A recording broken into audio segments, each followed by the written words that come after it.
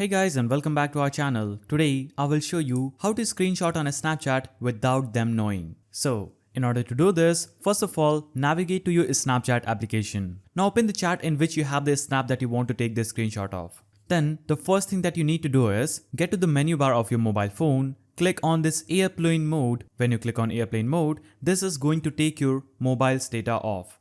Now open the snap you want to take this screenshot of. Then take a screenshot. As you can see, it says you took a screenshot. Now what you're going to do is simply close all the application along with the Snapchat. Get back to the Snapchat's icon, hold it down, click on uninstall and click on OK. Now a Snapchat will be uninstalled from your mobile phone. You'll have to get back to your Play Store. But first of all, we'll remove the flight mode, connect us to our Wi-Fi or open our internet connection. Now go to the search bar, type in a Snapchat, click on the install button after Snapchat. Now I'm going to open a Snapchat.